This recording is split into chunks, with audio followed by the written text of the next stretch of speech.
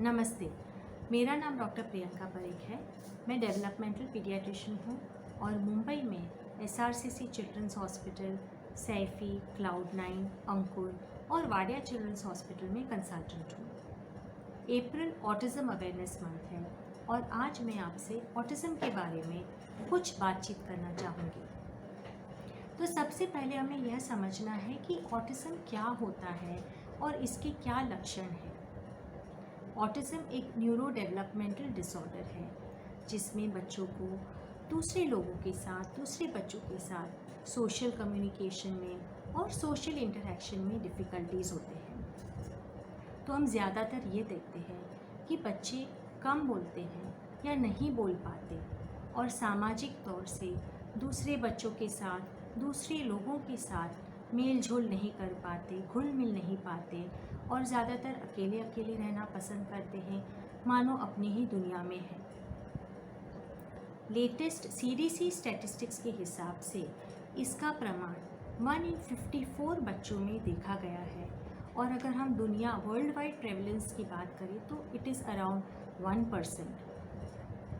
Autism कोई बुखार या सर्दी, खांसी, टाइफॉइड, मलेरिया जैसी बीमारी नहीं है जो बाहरी जंतु या इन्फेक्शन से लगती है। जिन बच्चों को ऑटिज़म होता है उन्हें जन्म से ही ऑटिज़म होता है और जैसे बच्चे बड़े होते हैं वैसे धीरे धीरे हमें उसके लक्षण दिखने लगते हैं। तो हमें अभी ये जानना है कि ऑटिज़म के क्या लक्षण हैं। ज़्यादातर पेरेंट्स जो मेरे पास आते हैं मुझे बोलते हैं, डॉक्टर मैं मेरे बच्चे को नाम से बुलाती हूँ लेकिन वो मेरी तरफ देखता ही नहीं है, मानो जैसे इग्नोर कर रहा है। और अगर मोबाइल में उसका कोई फेवरेट राइम बज गया, कोई फेवरेट गाना बज गया तो कहीं से भी दौड़ के मोबाइल की तरफ भागा चला जाता है। तो ये हम काफ़ी देखते हैं कि अपने नाम को बच्चे रिस्पॉन्ड नहीं करते या कभी करते हैं कभी नहीं करते।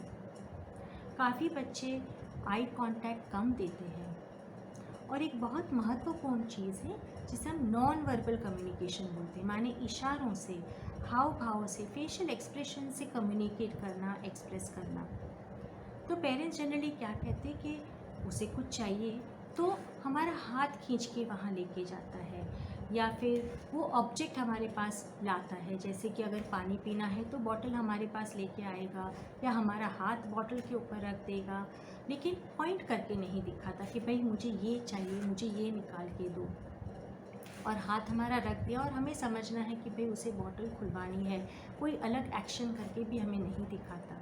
और अगर हम पॉइंट करके कुछ दिखाते हैं बच्चे को कि देखो वहाँ मून है, देखो चंदा मामा है या देखो वहाँ पे बस गई, तो हमारी पॉइंटिंग को रिस्पॉन्ड नहीं करता या अटेंशन नहीं देखता, इग्नोर करता है, कभी देखता है कभी नहीं देखता। काफ़ी बच्चे काफ़ी रेपिटेटिव चीज़ें करते रहते हैं, जैसे बार बार गोल गोल घूमते रहना या चीज़ों को सिर्फ लाइन अप करना, खिलौनों को सिर्फ एक लाइन में रखना, वैसे काफ़ी हम रिपीटेटिव एक्टिविटीज़ भी देखते हैं।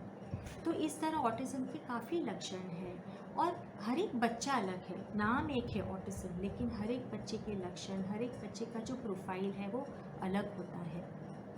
मेरे पास कई पेरेंट्स आते हैं तो ये पूछते हैं कि डॉक्टर घर में सब बोलते हैं कि इसके पापा भी लेट बोले थे या लड़का है, लड़के जनरली लेट डेवलप होते हैं या लेट बोलते हैं, तो क्या हमें वेट करना चाहिए? लेकिन नहीं, आपको वेट नहीं करना है। आपको जल्द से जल्द जब भी आप कुछ लक्षण देखते हैं, जब भी आपको कुछ कंसर्न्स होते हैं तो उसके ऊपर एक्शन लेना है। मैं तो यह कहूँगी कि ऑटिज़म के काफ़ी लक्षण हमें 1 साल के अंदर नज़र आने लगते हैं। भले हम डायग्नोसिस ना करें लेकिन हमें वो लक्षण दिखने लगते हैं तो हम उसके ऊपर एक्शन ले सकते हैं।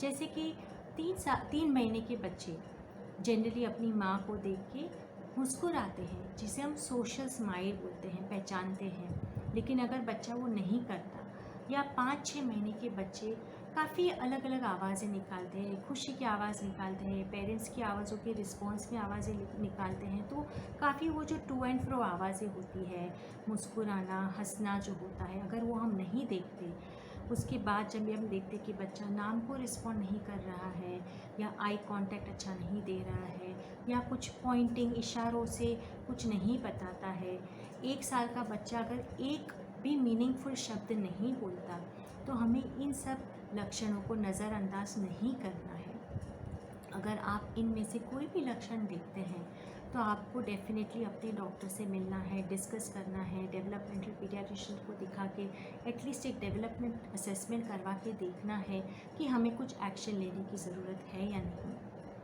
क्योंकि ऑटिज़म एक ऐसी कंडीशन है जिसका कोई मेडिकल क्योर नहीं है, ये एक लाइफ लॉन्ग कंडीशन है।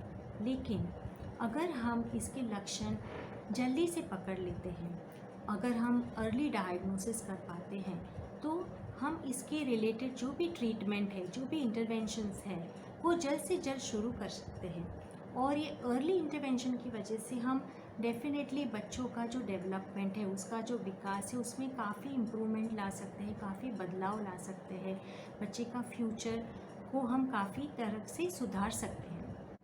तो मेरा पेरेंट्स से यही मैसेज रहेगा कि आपको ऑटिज़म रिलेटेड कोई भी लक्षण या डेवलपमेंट रिलेटेड कोई भी लक्षण को नज़रअंदाज नहीं करना है, क्योंकि अर्ली डायग्नोसिस और अर्ली इंटरवेंशन से ही हम बच्चों के डेवलपमेंट में काफ़ी बदलाव, काफ़ी सुधार ला सकते हैं और उसका जो पोटेंशियल है, उसकी जो काबिलियत है, उसे हम मैक्सिमम अचीव कर सकते हैं।